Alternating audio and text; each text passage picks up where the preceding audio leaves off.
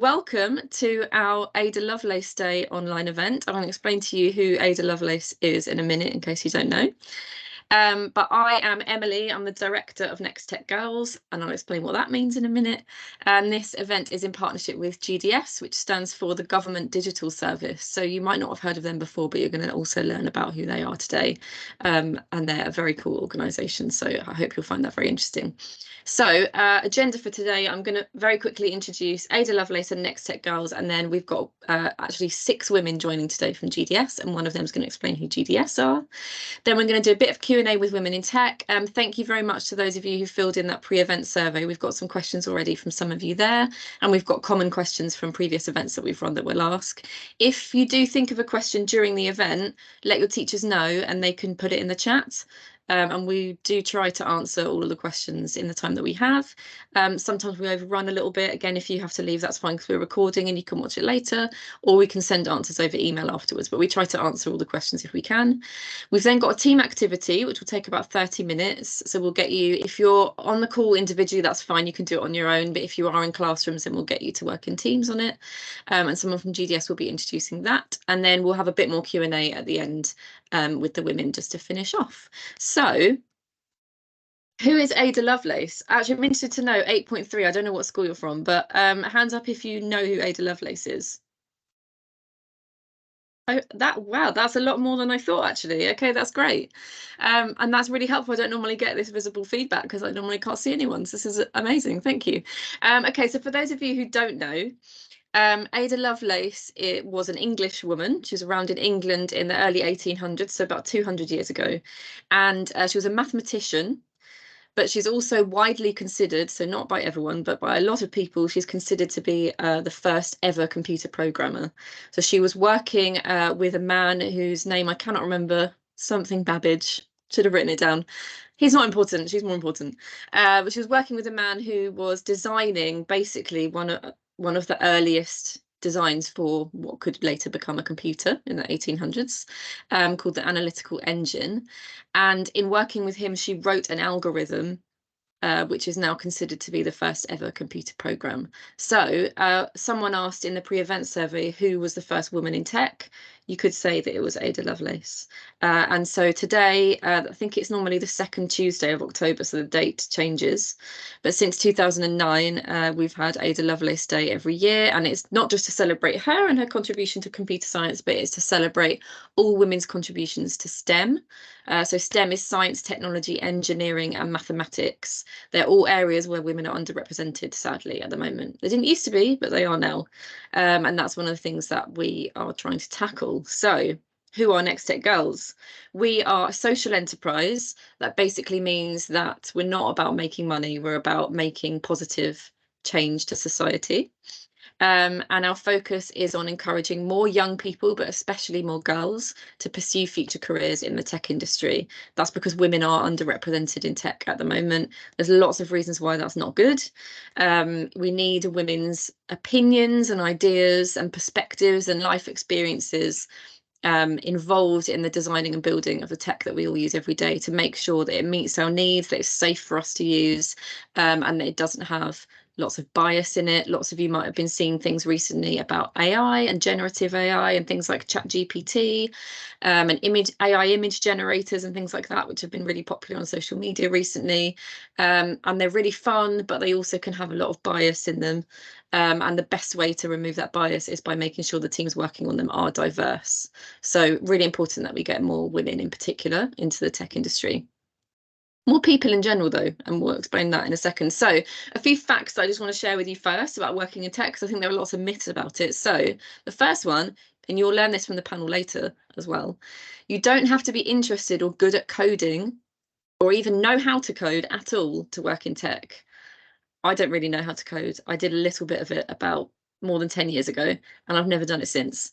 And most people I speak to who work in tech never do any coding. So yes, there are roles in tech that do coding, and if you've given it a try and you like it, that's brilliant, and please keep going with it because we need more people with those coding skills. But there are loads and loads of jobs in tech that don't require that. So you'll hear about a few of those from the panel in a minute. Secondly, whatever your passion, you can pursue it through tech. So you're probably aware that pretty much every industry, every company will have a tech team now. So everything's got a website and app. So there's always going to be people with tech skills or people in tech teams working for those companies. So whether you're really into music or film or sports or fashion, or you really care about the climate or health, they're all industries that will have tech teams. So looking for tech roles can actually be a foot in the door to, you know, your dream industry, your dream company. Also, this one might be interesting to some of you. You can earn a lot of money working in the tech industry. We'll probably talk about this a little bit on the panel. But starting salaries in tech are much higher than any other industry. That's because we don't really have enough people with tech skills or who are interested in working in tech at the moment. So if you want to go into tech, you can get a lot of money, which I know is important to some people. Also, you can make a difference. So ultimately, working in tech is all about solving problems. Obviously, there'll be some organisations you're working in where that's really obvious. So if you are working in healthcare, if you're working in government, so we'll hear more about that in a little bit. You know, you're trying to make people's lives easier. You're trying to help them access services that they really need that might be really vital to their health or to other aspects of their lives. But even if you're working for a commercial company, so a company that's selling products, let's say, to make money, if you're in their tech team, you're trying to make it easier for people to access those products. So you're still trying to solve problems. You're still trying to make people's lives easier, which is a really nice thing to be a part of. Also, you could work abroad or travel while working. Now, this won't be the case for every role in tech, but lots of roles in tech now, especially since COVID, are either hybrid, which means you sometimes are in the office, you sometimes can work what they call remotely, or some of them are fully remote. So that means it doesn't matter where you work. And lots of them won't actually care what country you're in, as long as you're able to work and come to meetings at the times that they need you. So obviously, if you're in a totally different time zone, that might be a problem because you might have to be joining meetings in the middle of the night. But I know lots of people, lots of women who do travel while they're working. I know 2 women at the moment, well, 3 actually. One's currently working from Rome, even though her company's based in London. Another one is working from Tenerife at the moment and keeps sharing photos on Instagram that make me very jealous. And another one has been traveling around Bali while working for a company who actually they're headquartered in Ukraine. But yeah, so all these things are possible.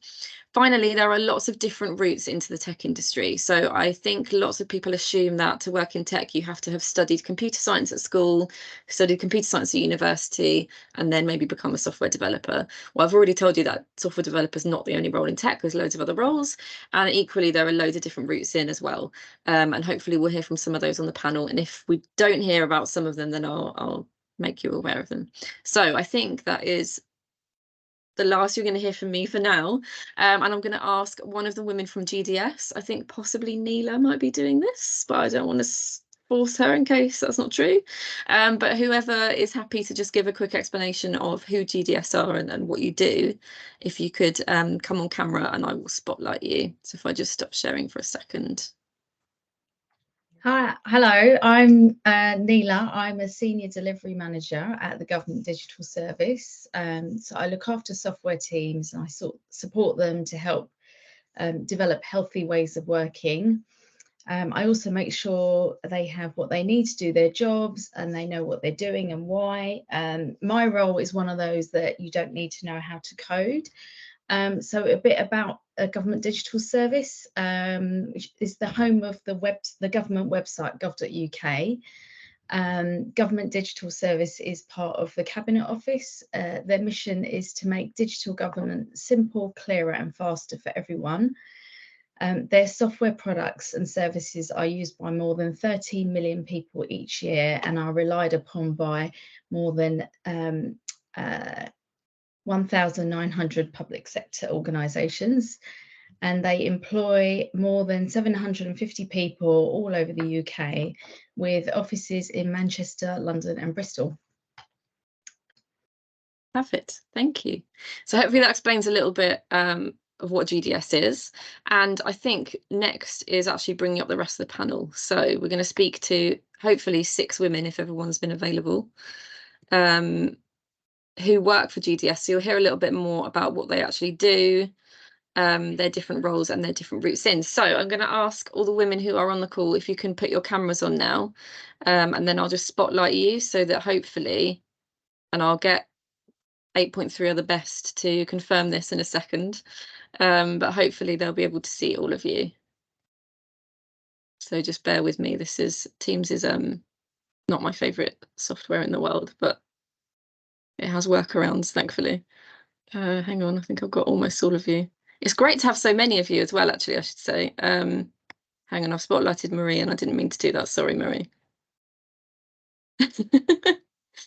So Marie does work for GDS, but she's kind of here to watch and help as opposed to being on the panel, I believe. So, okay, so 8.3, can you now see 6 women on your screen, not including me?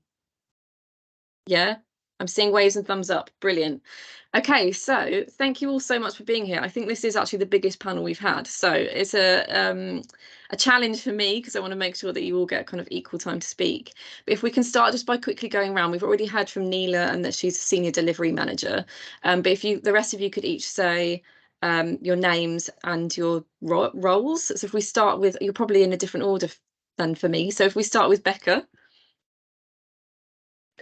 Hiya, I'm Becca. I'm a developer and I work on the GovUK website. I don't know if any of you would have seen GovUK, but if you apply for like your provisional license, you definitely will at some point. So look forward to it and look at that page and be like, ah, that was those people who spoke to us that one time. And if you don't like the website, please don't tell me because it's awesome and we love it. What about user feedback, Becca? Isn't that like really important? Yes, very important. Yes. But yeah, probably all of you, if you haven't yet, will at some point go on GovUK because at some point you'll need to know something about some government service or other, and that'll be where you find it. So it's quite cool that you're meeting women today who've worked on that website. Lara, if we can have you next. Yeah, hi everyone. So I'm Lara and I'm a data analyst and I work on the program on GDS that is called One Login. So it's building a big central place where people can have one login, so email and password, and then their identity. And I work specifically in the fraud team. So I'm making sure that we're able to stop those criminals that are trying to steal money from the government by pretending to be somebody else. Amazing. And is that one login for like all government services? Yes, so that's the hope. So we've got a couple of services live at the moment, but the aim is to get every government service in the country to use one login, because at the moment it's like 150 different ways you have to remember how to access government, which is a lot of passwords to remember. Yeah, I struggle with remembering passwords. And my mum has a little notebook that she writes them all down in, which I'm sure you all know is not the best idea. Toby, can we have you next, please? Hi, hello everyone. My name is Toby. I am a lead product manager. I work on Gov.uk. Like Becca's just explained, it's basically where you find government services and information, and I work with teams trying to make sure that people can find the services and information they need easily. And that's something that you would need to sort of interact with at some point in life, just interacting with government, trying to sort of find find what you need really, and we try to do what we can to make that as easy as possible for millions of people across the UK. Awesome, thank you. Louise, you're next on my screen. Hi everyone, I'm Louise Ryan. I'm the head of technical architecture at GDS. So I work right across GDS. Technical architecture, so TAs, we call them technical architects. So they're experienced tech leaders in GDS, and they help our engineering teams with decision making and translating user and business needs so everyone can understand them. So they do this by talking to people, so talking to leadership and suppliers and lots of other people, and through drawing diagrams and cool stuff like that, running workshops, creating prototypes, all sorts of things, proving what works and what doesn't. So it's a really interesting role, exciting. Nice. Piece. And am I right in thinking that a lot of technical architects start off as software developers, and that's kind of a career path is to then become a technical architect? Yes, correct. So we're really interested in people who have those coding skills or engineering skills. Yeah, that's right. Awesome, thank you. And last but of course not least, Laura. Hi everyone, I'm Laura. I'm a service designer on the GovUK website, and I'm currently working on projects that help people claim financial support and benefits from the government. Nice. Could you just explain what a service designer means? Because I think people might not have heard that role before. Yeah, so it's another one of those roles where you don't need a technical coding background for. So it's about designing services from the very beginning of the journey, such as going online and trying to apply for a passport, to the very end. So that would be getting your passport in the post. One of the really important things for it is remembering user needs. So going to talk to lots of different people who might be using your service and making sure that their needs and what they need is met from your service, and that everyone can access and interact with your service and use it in a way that's easy for them. And I think a common misconception around roles like service design is that the fact it has design in it means you have to be good at drawing. But am I right in thinking that is not true? Yeah, that's not true at all. I can't draw at all. Design is more about thinking of how things can work. So you don't have to be a graphic designer. It's great if you are good at drawing and can draw things out really nicely, but it's more about thinking about how all the different systems that will be involved and all the different people will work together. Perfect, thank you. Okay, my next question for all of you is, how did you get into this role and why? So it's kind of two parts. So students are often really interested to know what your route was kind of from when you left school, and also like what attracted you to tech, I guess. So not necessarily your specific role, but tech as an industry as a whole. So if we start with Neela, because you haven't spoken in a little while, if that's all right. Yeah, sure. So I studied at university and then didn't really know what I wanted to do because I didn't feel passionate about the thing that I studied. So when I finished university, I started working in the charity sector. I worked in some small charities, and I started writing for the web and updating like web content, and I enjoyed doing that because there was a kind of like instant gratification. So I'd write something and I'd publish it, and then it was live, and I felt I quite liked that. And then I worked in the charity sector for about 10 years, and then I had to think about moving on elsewhere because my job was making me redundant, and so it kind of felt natural to move into sort of government because I wanted to work in an area where I would be helping people, and I would rather do that than work for a big company like Facebook or Google where I'm just lining someone's pocket. I would rather work somewhere where I'm actually helping people. So that's how I ended up at Government Digital Service. Great. And how did you become a delivery manager? What was that process like? So when I worked in charities, I moved on to managing digital projects and working with teams to manage digital projects. And so I guess I developed the skills that I would need to be a delivery manager. So there's a lot of transferable skills like communicating, influencing people at different levels. And I knew a little bit about software development, so that helped me as well. And yeah, it was a kind of I did some courses in agile delivery, which is a type of like sort of software development. And yeah, that's how I was able to get into the delivery manager role at Government Digital Service. Nice. So my secret past is that I was a delivery manager at the Ministry of Justice, which Becca knows, which is why she's laughing and nodding. I was there for a very long time, 7 years or something like that. And then last year started running Next Tech Girls. So I spent most of my career in government, the majority in MOJ actually, but I had kind of a similar route in that I didn't really have a technical background.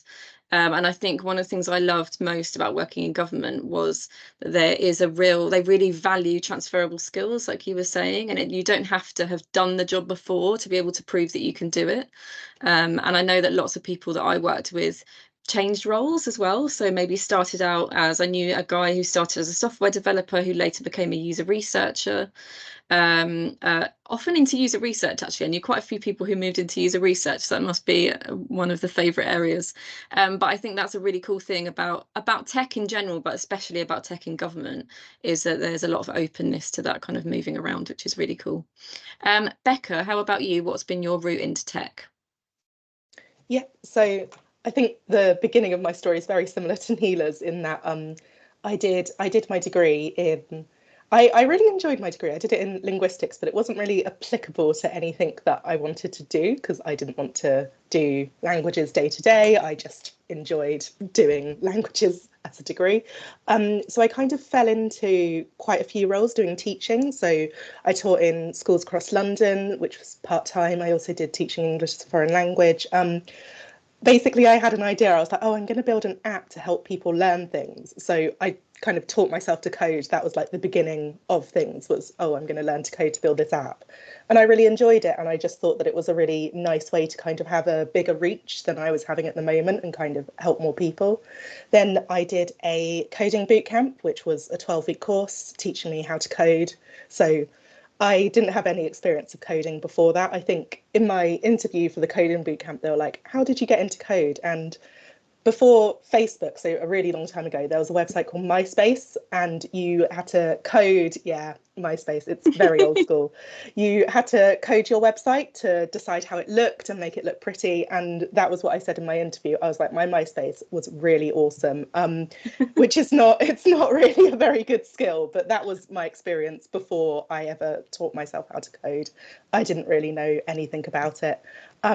So after I did my coding bootcamp, which was awesome, I got a job at the Ministry of Justice where Emily was working, which was amazing. I loved it, really, and then stuck with it for quite a few years now. Love that. Lara, how about you? What's been your journey? Yep, so I did a chemistry degree at university, and by the end of it, I realised I did not want to spend my life in a lab.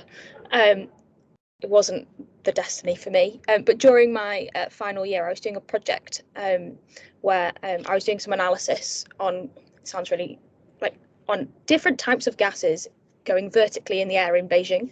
And to do that, I had to build lots of charts to work out what was happening. So kind of line charts over time, bar charts and things like that. And what I realised is that I really like working with data and turning them into visuals to help tell a story.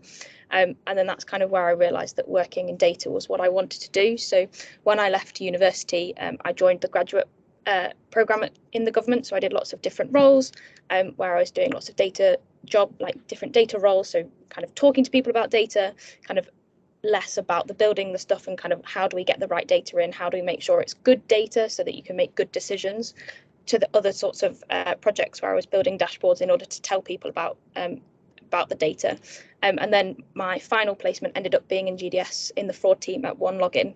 And I'd never done fraud before. It was mildly terrifying to hear all of the stories that other people who'd been working in fraud for like 20 years were telling me, but I really enjoyed it. And then that's kind of where I've stuck in this role. So I'm kind of evolving more into the talking to people about the data, so making sure that the data that we're collecting means that the fraud analysts can do their job and actually find the fraud.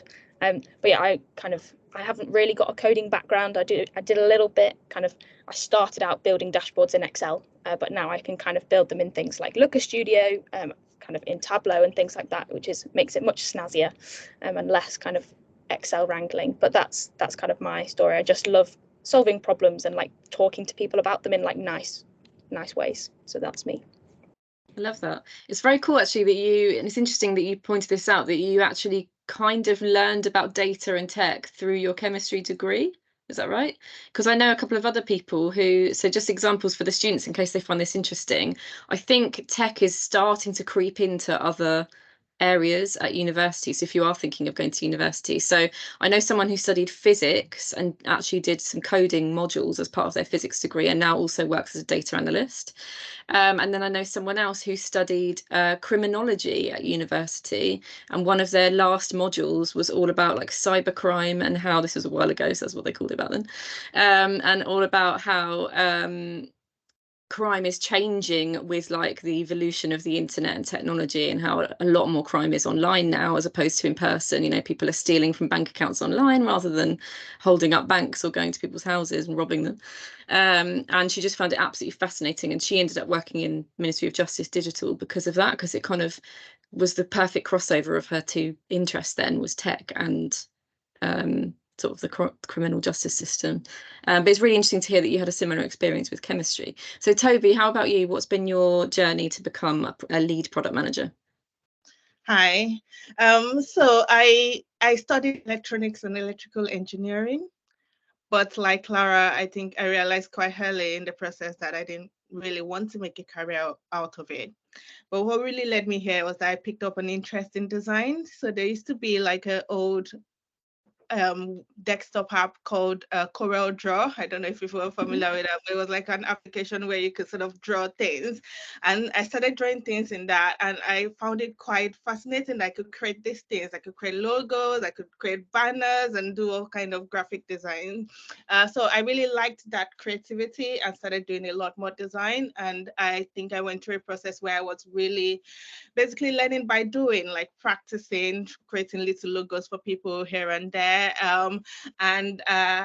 And then one day someone said, oh, you could do web designs, you know, if you learn HTML and CSS. So I started looking into that also, like, oh, imagine being able to sort of make this things that people can click and do stuff on the internet.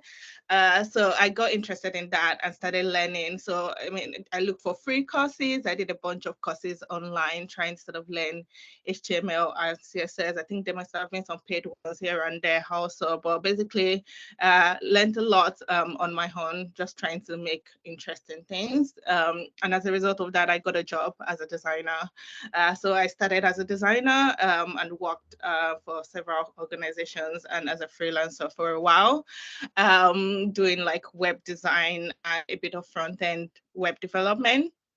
And I think after a while, I did a master's in information technology management, and I got introduced to a lot of new concepts around user-centered design and like using personas and sort of design thinking. And that was where my interest in product management came up. And I started looking like, oh, what is this role that is an interesting intersection of, you know, focusing on users, thinking about the business, thinking about the technical side of it. And I started looking into that a lot more, learned a lot about it, and basically talked myself into a job at my whole company to say, we should do product management, you know, like this is a really, you know, good way of doing this. And this is a better way that we have now. And I don't know how I did it, but I managed to talk them into giving me like a first product management role in the organization.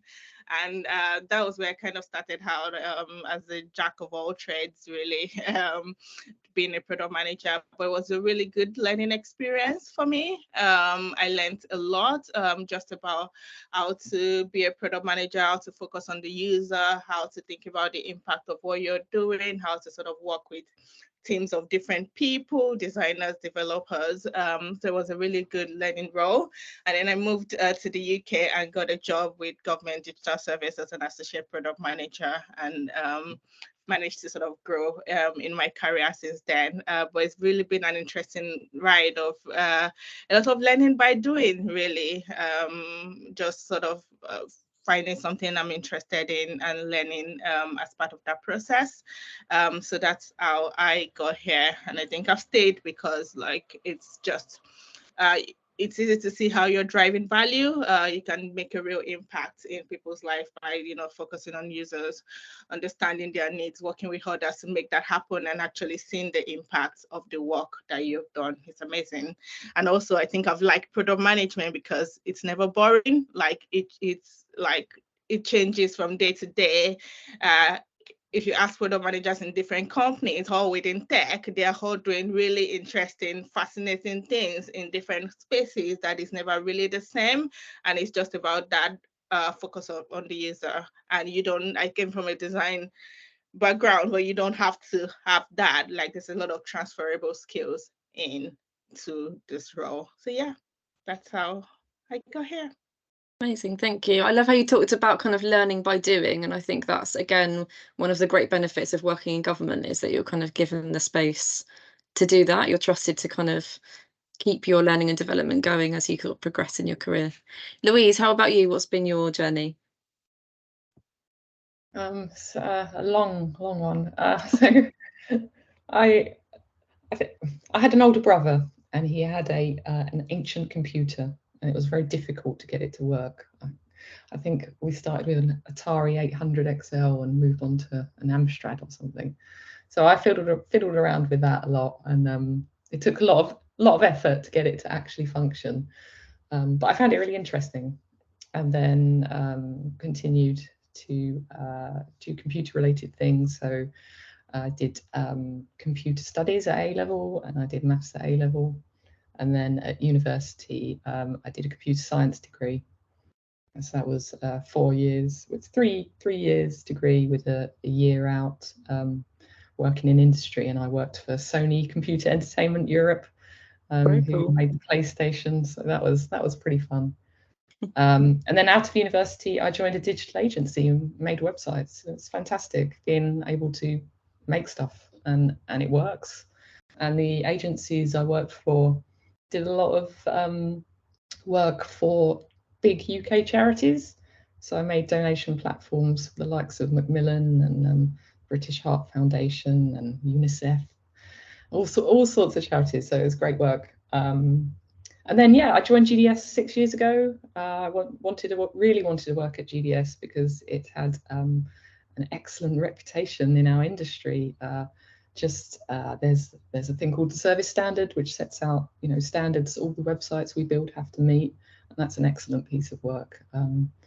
There's really high standards in terms of the engineering, but also in terms of what we do for users. Making sure that all our websites are accessible so everyone can use them, and things like that. So I'm really glad to be here, and it's a great place to work.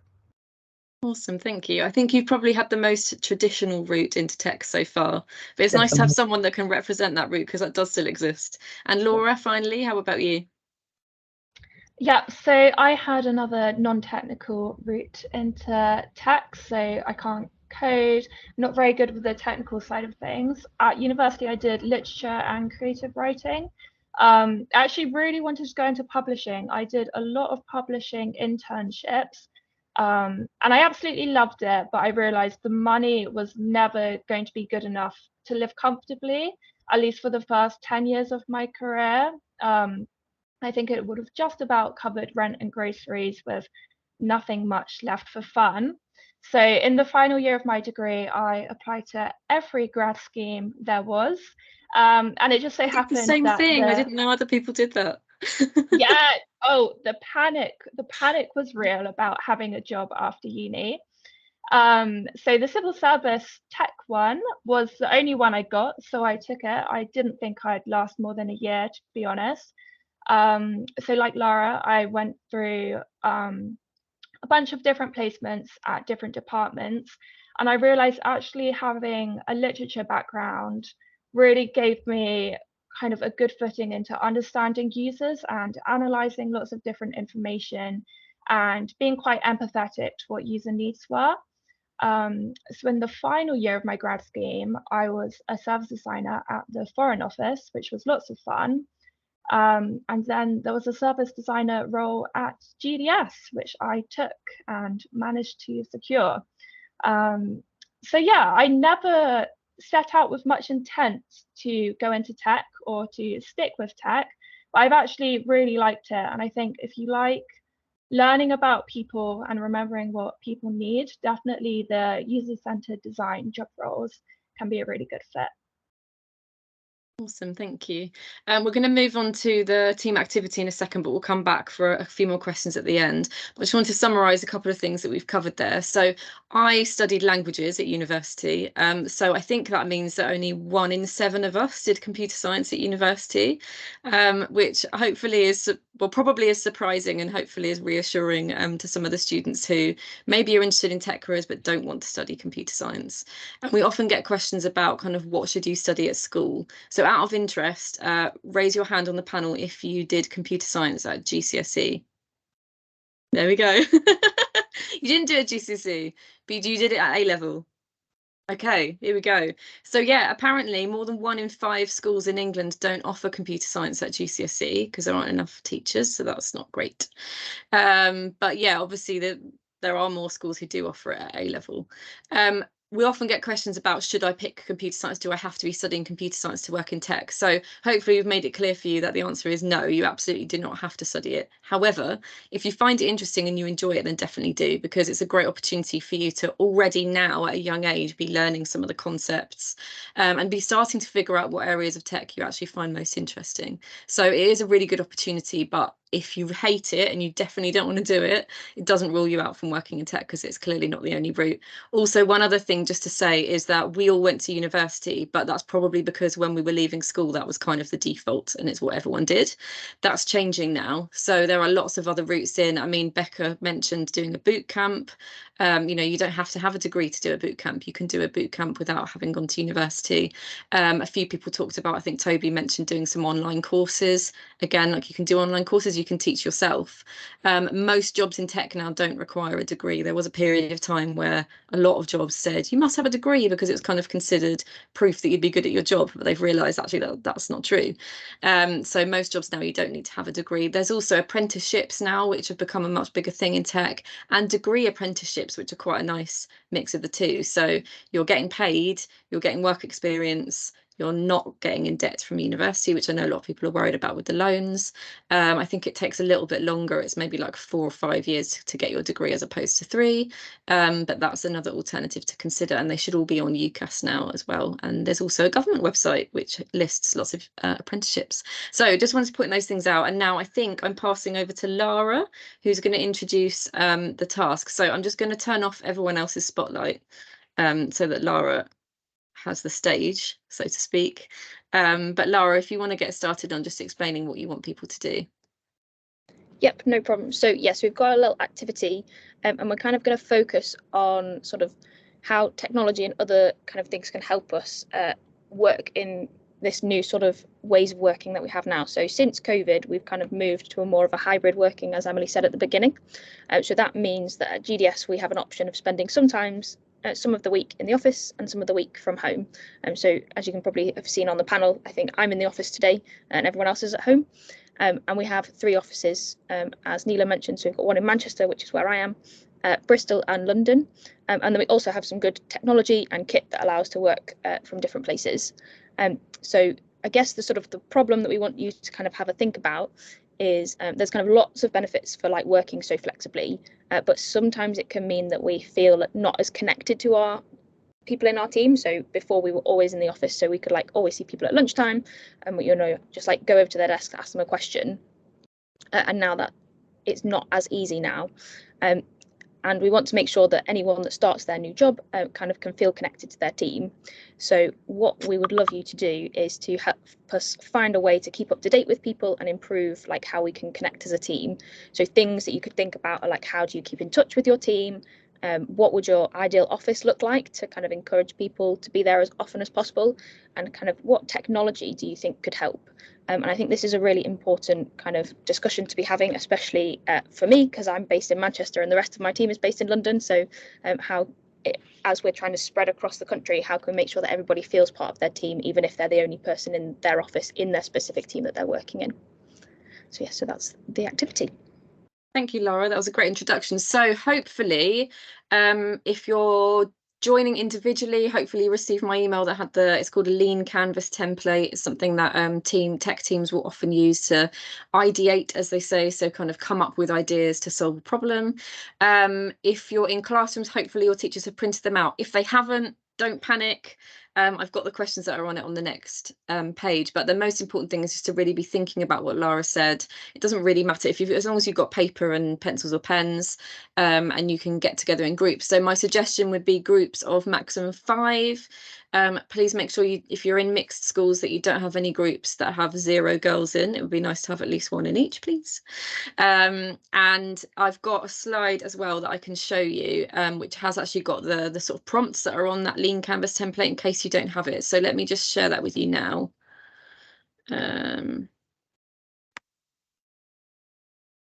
So I have a feeling when I click to share this, it will go back to the beginning. Yep, knew that would happen. Okay, that's fine. I can skip through. Right, so there's quite a few prompts on there, so I will leave this up for you. But it's what are the top 1 to 3 problems you're trying to solve? So Lara's already kind of started to explain that, but have a think about what are the issues with people working in different offices or working from home and not being together with their teams. Are these problems already being solved by existing products or services? So have a think about, are there some things that already exist that could solve some of this? What ideas do you have for a solution? So separate from whatever already exists, what else could be done? How will you measure if your idea is successful? So how will you know if what you're using, whatever it is that you're proposing that gets used, how will you know if it's working? What's your unique value proposition? So how is your idea different to all the other things that already exist, and what value will it bring? Then don't worry if you don't get through all of these, it's fine. I think the first 3 or 4 are probably the most important. High level concept. So what is your idea like? So if you could describe your idea in 1 sentence. So for an example here is TikTok is basically Instagram Reels, isn't it? It's like Instagram, but it's only video. Who are your target customers? So we kind of know that already. It's people who work for GDS. All right, so I've given you the answer to that one. And then finally, how will they know about your product or idea, and how will you get them to use it? So how will you encourage them to give it a try and see if it works? I'm going to give you slightly less than half an hour because we did overrun a little bit with that first bit of the panel session. So I'm going to give you until 10 past, which does only leave us with 5 minutes for Q&A at the end. It's going to be tough. So we might overrun a little bit, but if you have to leave, we're recording so you can watch it later. But yeah, get into your teams now. So try and be in groups of maximum 5. Make sure you haven't got any teams that have got no girls in, please. Hopefully you've got printouts or paper, and just start having a think. If you've got any questions, ask your teachers, they can put them in the chat, or if you're on an individual computer, put it in the chat yourself. We'll be having a look at the chat and making sure that we answer any questions. Otherwise, I will see you back again at 10 past 10. Good luck. And also I should mention, we will be asking your teachers to scan these bits of paper and send them to us so that we can see what ideas you came up with, and maybe pick our favourite or something. We haven't quite decided yet, but yeah, so we might give you some feedback on them, and so make sure you put some effort in and give it a good try. See you at 10 past.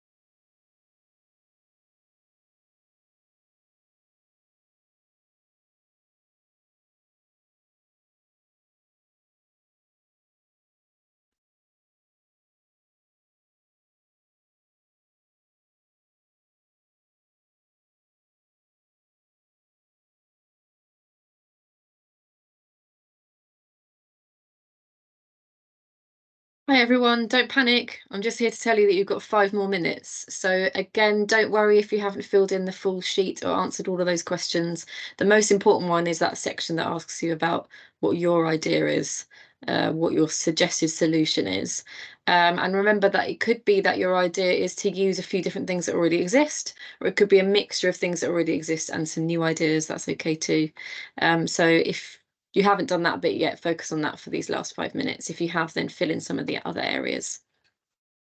And I'll see you again in 5 minutes.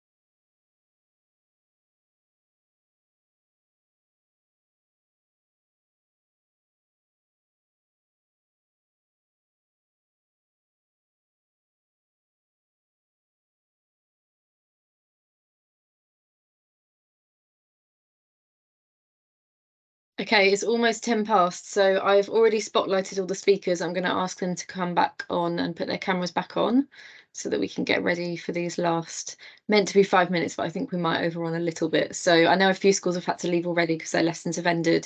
But as I said at the beginning, we are recording this so you can watch this back later. And I've got 6 questions and there are 6 of you. So I'm thinking we try and do fairly quick answers. Some of these might be hard to answer quickly. But one of you answers each question and I'll let you decide who answers. So if you jump in on the first one, you don't get to answer any more of them, is what happens. So have a think about whether you want to put yourself forward.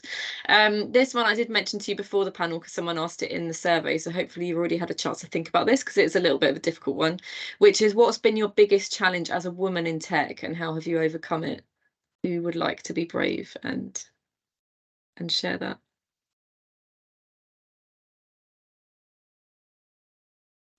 I can, if no one else wants to. Think of get it out of the way.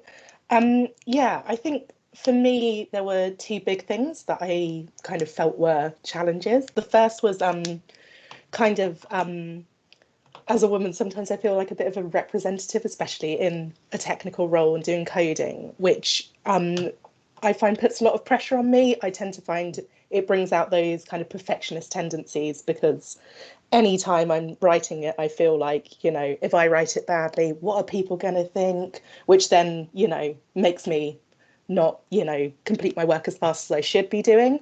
That's always the first one that I find, which tends to go away as soon as I settle in a team. It's moving around, like the first time I'm in any team, that's when these kind of things come up.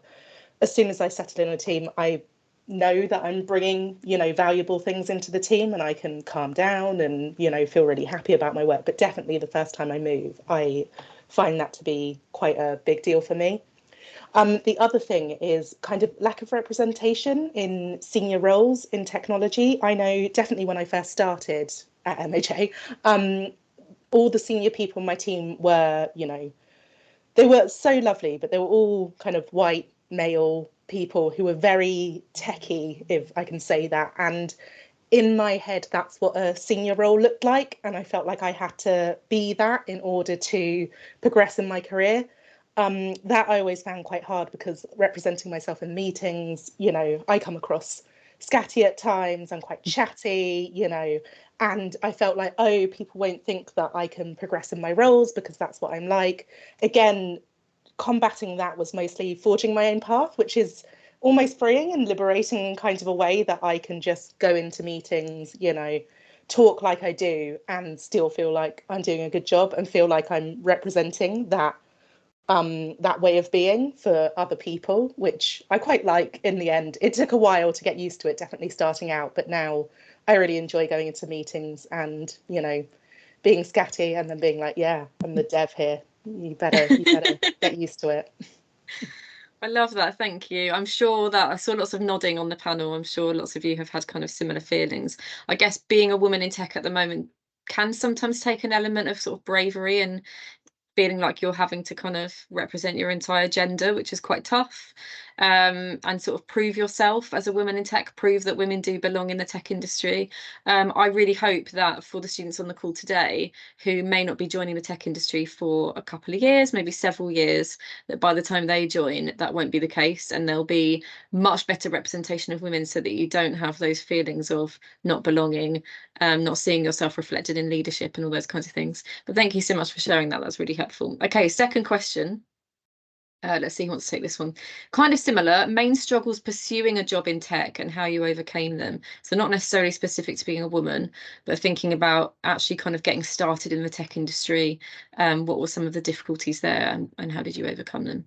Anyone want to volunteer to take that one? Or should I pick someone?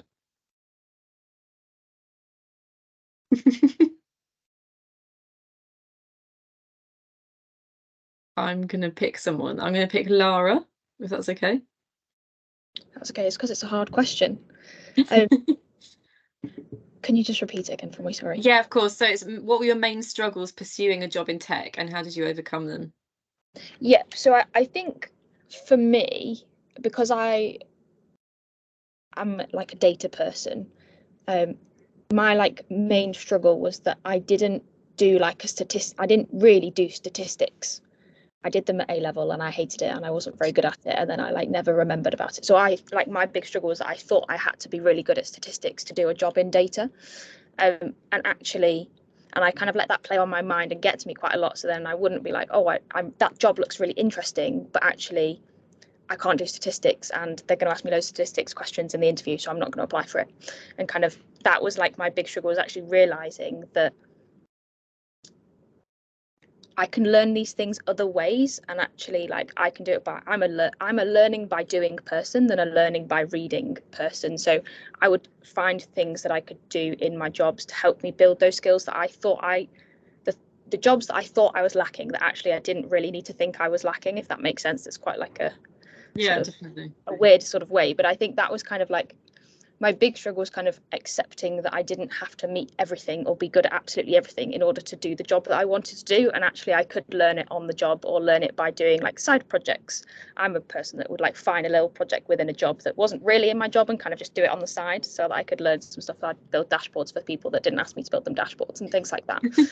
But I think that was probably my biggest struggle, is kind of just accepting that I didn't have to be good at absolutely everything to do the job that I wanted to do. I think what's really interesting is there's a theme that's come out from your and Becca's answers, which is the challenges and the struggles often are kind of in your head. They're internalized, which will have been influenced by loads of different things. But I think hopefully it's helpful for students to hear that sometimes you're the thing that's holding you back.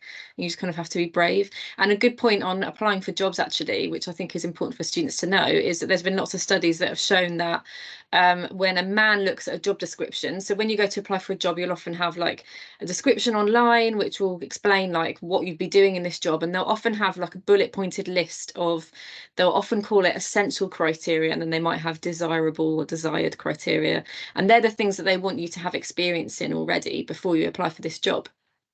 And the assumption is, right, if they're saying these are essential criteria, you've got to be able to tick every box. So when a woman looks at a job ad, they tend to think, well, I can only meet 8 out of 10 of these things, so there's no point me applying because I haven't got all the essential criteria. Whereas men, for lots of different reasons, have more confidence in themselves on average. Obviously, it's not the case for everyone, but studies have shown that men on average will look at a job spec like that, and as long as they meet like 5 out of 10, they'll be confident enough to think that's enough and I can learn the rest of it on the job, which is kind of what Lara was saying. So my advice to you is, as long as you meet 5 out of 10, apply. The worst that will happen is you just won't get a response, you won't get an interview, but there's always a chance that you will. And often companies are very picky about the things that they want from a person, and there's really, that's like their dream list of their like absolute ideal person who may not even exist. So don't count yourself out just because you can't tick every single box, would be my advice. Okay, thank you, Lara. Next question is slightly easier one, hopefully. What does a day look like for you? And actually, I'm going to ask Toby to answer this one, because I think product manager is probably one of the jobs that people will have least heard of. And I know you said that every day is different for you, so this is hard to answer. But I guess, like, what kind of hours do you normally work? Where do you normally work from? And what kinds of things do you do in your days? Oh gosh, okay. Hours that I work, I currently do 8:30 to 5:30 on Monday to Thursdays, and I have every other Friday work. So I essentially do 10 days worth of work in 9. So I have slightly longer days. And I work from home a lot at the moment. I try to go into the office maybe once a week. So I work from home a lot.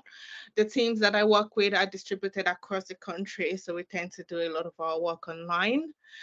Day to day, like I said, it varies a lot on sort of what the team is working on at that moment and the sort of things that they're trying to do.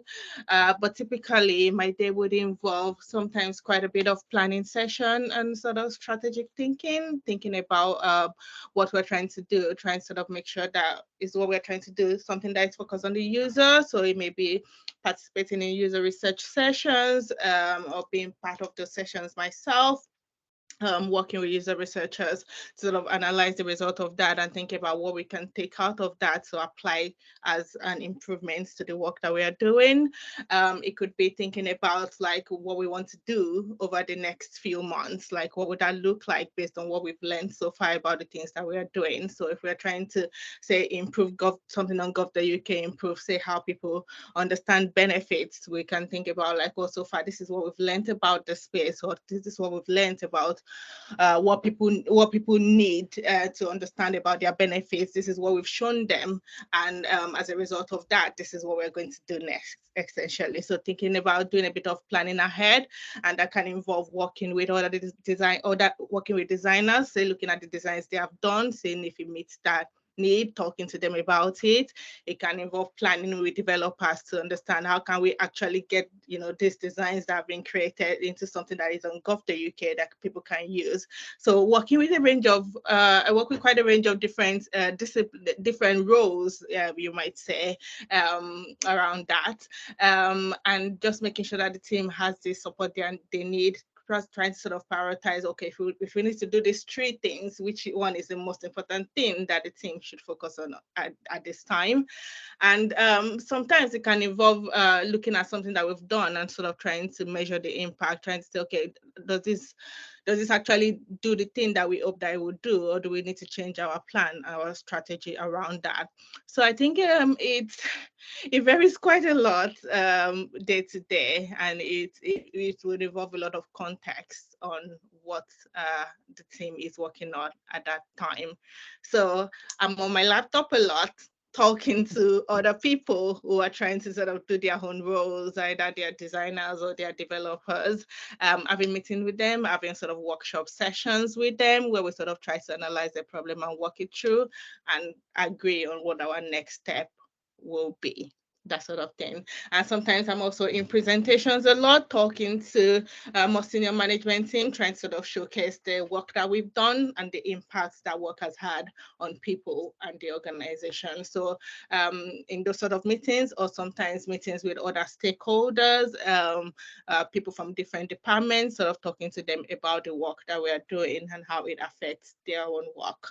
So it's a mix of lots of work with other roles, lots of planning ahead, lots of prioritizing to make sure what we are doing is the most important thing to do for the users of the products that we are building, and lots of sort of stakeholder management and presenting to other people about our work and showcasing that. Perfect. Like, that's a bit of a long-winded answer, but it's yeah. hard to answer quickly, isn't it? Because there's, like you said, there's so much variety, but I think you've highlighted a few really important things there. So one thing where you talked about that you do like 10 days of work in 9 days, I used to do a similar pattern actually, and I think it's really important to point out that the tech industry as a whole is quite good for flexible working, but government in particular is really good for flexible working. So I imagine all of you probably work slightly different hours. You maybe don't have a set routine. I know I used to, like, sometimes I'd start a bit earlier, sometimes I'd start a bit later. You're kind of trusted to figure out your own hours, and as long as they kind of average out as the amount that you're meant to be doing, that's fine. And the focus really is on making sure that you're sort of delivering what you're meant to deliver. But you've also shown you've helped us to smash a stereotype that we try to smash at Next Tech Girls, which is that working in tech is quite a kind of isolated industry to work in, particularly with obviously the rise in remote working and hybrid working. So although you're spending a lot of time working from home, you're constantly talking to other people, working with other people, on calls, in workshops, in presentations. So it's actually quite, product manager in particular, I think, is a very sociable job, and it's a great one if you like talking to other people and working with lots of different people. So thank you, you showcased that really well. I know we've overrun, but if we can just do the last couple of questions, and then I'll wrap up. So actually, I think I've got 3 more questions, but there's only 2 more of you, isn't there? How did this happen? Or are there 3 more of you? There are 3 more of you. I'm sorry, I can't add or subtract or whatever maths that was. This is why I am not a coder. So salary, this is a slightly awkward one, but we always get questions about salary, and I think potentially you've been equipped with some answers that you can give on this around kind of average starting salaries and kind of more aspirational salaries. I'm going to pick on you, Neela, because you're nodding. Have you got an answer that you can share on this? Yeah, sure. So kind of like a starting salary, it depends for a lot of like digital data and technology roles, depending on like where you are based. So London roles tend to get a bit more, but starting salaries are around 35 or 38 to 40 or 42,000 pounds a year. And then I guess like a little bit further up to that, it's so if you're being promoted to more like mid-range, then it's about 41 or 44 to 47,000. It'll probably be more than that if you're in London, so maybe about 54 or 57. And then the kind of higher rate is 56 to 99,000 pounds a year. Wow, that's a big jump. Yeah, I mean these are ranges, so yeah, it really of course. depends on like what role you're in and like how much experience you might have, and also like where in the country you're based and your role is. Great, that's really helpful, thank you. I mean, if any of the students are thinking, I don't really know what that means, that's a lot of money. So even the starting salaries that Neela was mentioning there, which are in like the 30,000s, that's very high for a starting salary. So I did a graduate scheme similar to Lara and Laura, but I did like a generalist one rather than the tech one. And I started a long time ago, 10 years ago, and my starting salary was 27,000, and that was considered very good for a starting salary, and that was having done a degree. But starting salaries in tech are higher than that. They're like more than 10,000, potentially higher than that. So it's a lot of money. You can definitely afford to live somewhere nice, eat really well. You know, you can, Laura, I think it was Laura was mentioning in some industries, you know, you can just about get enough to cover your rent and groceries and nothing else. In tech, you can definitely afford to have quite a lot of fun as well. So definitely a good industry to work in if you're keen to have a nice lifestyle and be able to afford, you know, nice things and to do nice things. So thank you, Neela. Okay, I've got two more questions that are quite similar. So first one is, what was your dream job as a kid or as a teenager? And does it link in any way to what you're doing now? So between Laura and Louise, if one of you is keen to take that one. I'm happy to answer. So my dream job, and to be honest, it still is to be a published author one day. I kind of realized when I was looking at other jobs that I wouldn't have much time in the evenings. And I currently work, so 9 days over 10 days, so doing compressed hours like Toby. So I say in terms of writing and being analytical and thinking, it definitely comes into play. But something I really enjoy about the civil service is that my dream job, which is maybe more of a hobby right now, I still have the time and energy to do in the evenings and when I have one Friday off over every 2 weeks. So I think that ties into like the work-life balance of the civil service. You can have your extra time and your extra hobbies, and you can still end the day and end the week with energy to think about that. I love that. Thank you. That's a great answer. Okay, final question then for Louise, no pressure, which is actually one that was put in the chat a little while ago, and I thought it was a really nice one to end on, which is, what advice would you give to your younger self? So it's, you're thinking about yourself, but also kind of the students on the call. What advice would you give? Oh my goodness. So I'm going to try and stick to work-related things because it's endless otherwise, isn't it? A lot of other advice. I think just try and be bold. Harking back to some of what the other folk have said on this call, sometimes as a woman in technology, you know, you're entering rooms and there's a lot of people who don't look like you, aren't the same as you, sat around a table, and then you know you've got a valuable opinion and you've got really valuable experience, and you need to be sometimes a bit bold to make sure your opinion and your experience comes across. And that can be difficult, but it gets easier. And take opportunities, I would say. Sometimes some opportunities might come along to learn new thing that you don't think is particularly related to your job or your career or what you want to do. But take the opportunity anyway, because often I've found you'll learn something useful or have a good experience or meet new people. Yeah, just go for it. And I think I've definitely experienced a bit of imposter syndrome in my tech career. It's where you sometimes, you know, you think everyone around you is better or more experienced or doing a better job. It's you know, 95% of the time it is not true, and that voice is in your head. So yeah, I would remind my younger self of that fact. Awesome. I love that. Thank you. To be where you are. I know I said that was the last question, but Neela, as you got a boring one because you had to talk about salary and you were nodding along a lot there, is there anything that you'd like to add, any advice that you would give? Just touching upon what Louise said, just don't be afraid of failure.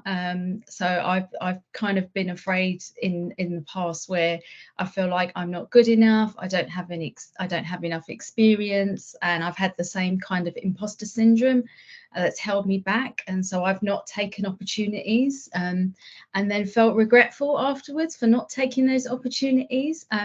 But then I have been in situations where I have taken opportunities and they've pushed me out of my comfort zone because I feel like I wasn't ready, but I've always learned so much. So like, don't be afraid of failure. Failure's not even failure. Failure is like a learning curve. It's stuff that you learn. So Absolutely. yeah, that's all I'll add to that. I love that. Thank you. And we'll end on that note, which is a really nice note to end on. So I just want to say thank you so much to our panelists. You've been awesome. I hope you've enjoyed today. I hope all the students have enjoyed it.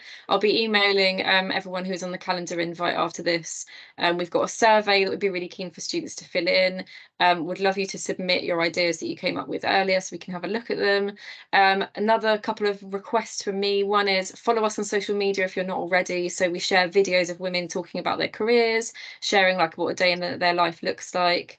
And we also run, aside from the online events, we also run work experience placements. So if any of you have got work experience coming up, or you're keen to get some work experience in your school holidays, for example, if you go on our website, nexttechgirls.com, there's a link there to fill in a form to apply. You let us know when you're available, where you could do it, and we try and find you something really cool. And GDS are one of our partners for work experience. So if you're based in or near London, Manchester or Bristol, there's a possibility that you could get to work there and maybe get to meet some of these women again, which would be very cool. So I'm going to end there. I know we've overrun, but it's all been recorded, which is great. Technology, yay.